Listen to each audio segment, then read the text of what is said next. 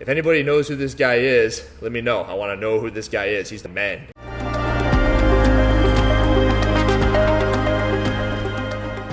Yo, so I've had a whole bunch of people asking, it's like, when's the supercut video coming out for the no reps at the semifinals? And what I've been trying to do is I've been trying not to go directly at the judges. The judges are trying to do the best they can for the most part. I put out the video yesterday where Kat made mention that there are judges who are there and they like to be close to the athletes and they may have a biased opinion based upon their interpretation of who these athletes are and how they want them to do and how much they like them. And that happens when you have volunteers come, people who want to be close to the athletes because it's what they like to do. But then again, there are also judges who are very, very, very good and they take what they do very, very seriously. There has to be a disconnect there where the judges who know they're doing a good job know that I'm not talking about them. And I guess what I'm trying to do with videos like the one yesterday and then the one today is I'm trying to tell you that I know that there are good judges out there and I'm not trying to attack the judges. What I'm trying to do is I'm trying to level the playing field for the athletes, and I don't know how many times I can say this. So today's video, what I'm going to do is I'm going to show you what, in my opinion, are the two best performances by judges over the course of the MAC the last weekend. One of them isn't too big of a surprise, but I am going to go ahead and voice over that. That's going to be the second video. That's the Tyler Christoffel video, where you can remember at the end of the finish line, he's getting a whole bunch of no reps. Those are deserved no reps. The first one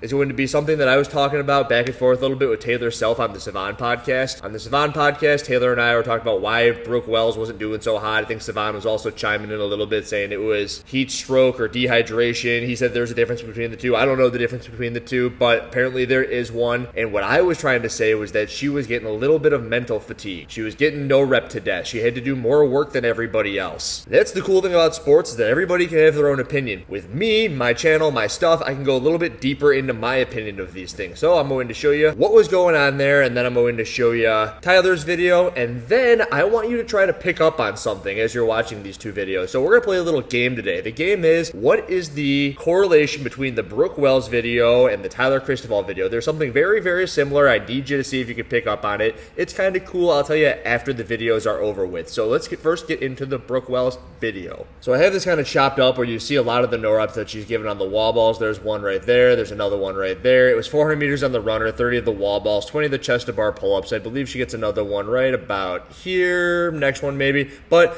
Brook Wells is constantly flirting with depth on the wall ball. She's also missing the height of the target. It's a 10-foot target for the females. It's a little bit tougher than normal. You can see that she's already been given 4 no reps on these wall balls. The judge is looking at the hip crease. She's watching. The judge just checks in right there. So that's something the head judge will do. They'll come on over. They'll affirm that what is going on is supposed to be going on is indeed happening.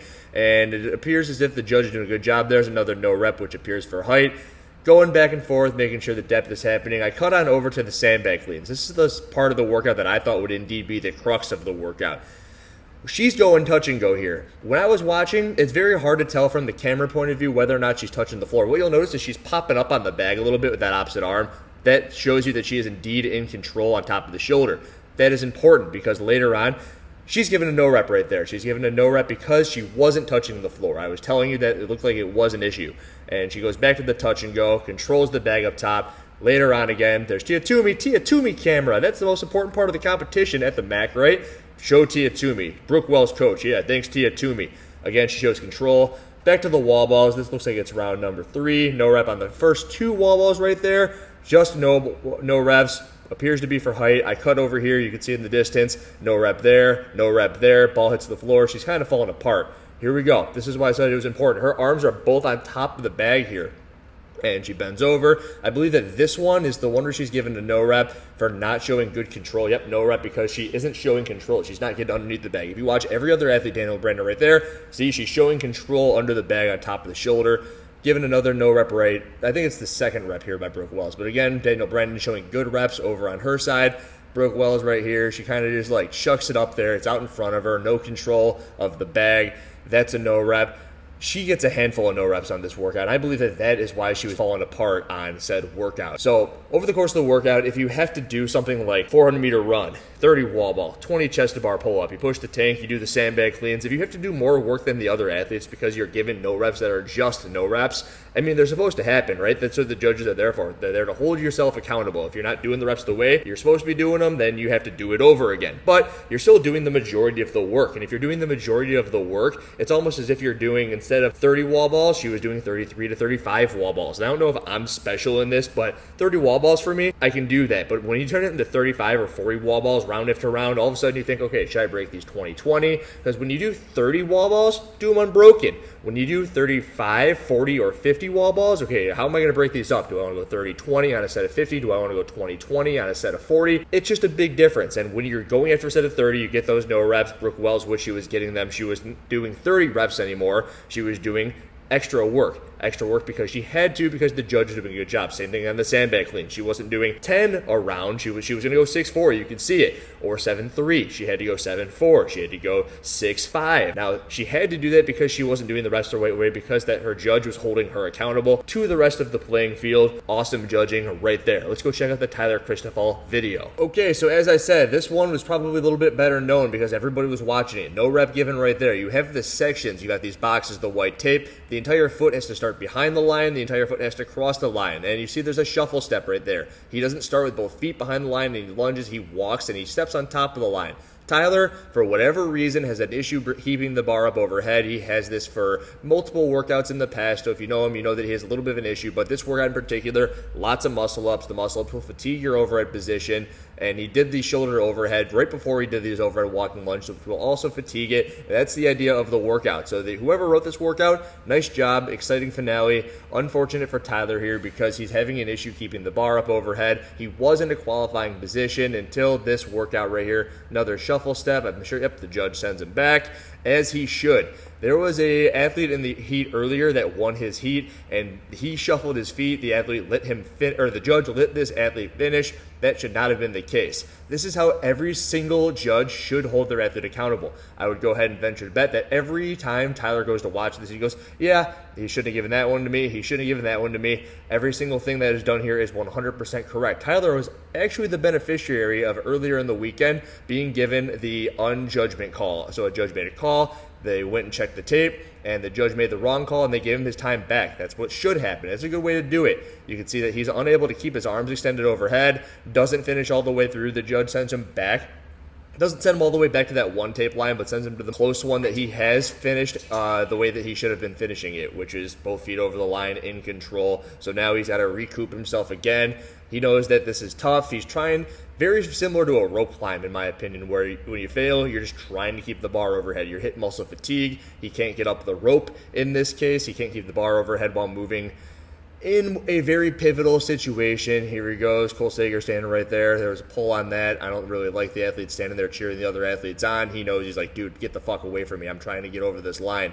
This time, control over the line, finishes. Awesome job by that judge. Every single judge should take note on this judge's performance. Everybody watching this wasn't thinking, fuck you, judge. Everybody was thinking, oh, come on, Tyler, get over the line. Oh, crap. Yeah, you didn't really do that the way you should have. In the flip side, if the judge had a lapse of judgment, they would have then been all over the judge for doing the wrong thing. It's like, oh, you screwed someone else out of a game spot because you let him shuffle his feet. He was shuffling his feet. He was not in control over the line. Tyler, I guarantee you, knows that. He's cool with it. I'm sure he's going to go do what he can in the last chance qualifier, and the judge did awesome. Also, at the 2-3 minute mark in this video, I made mention that there was going to be something that I showed you guys. Did you notice it? Did you pick up on it? I'll tell you right now, the judge who was judging Tyler's lunges right there was the same judge who was judging Brook Wells' sandbag cleans. And in my opinion, Judge of the Year award. This guy should be put in position so he can oversee all the other judges.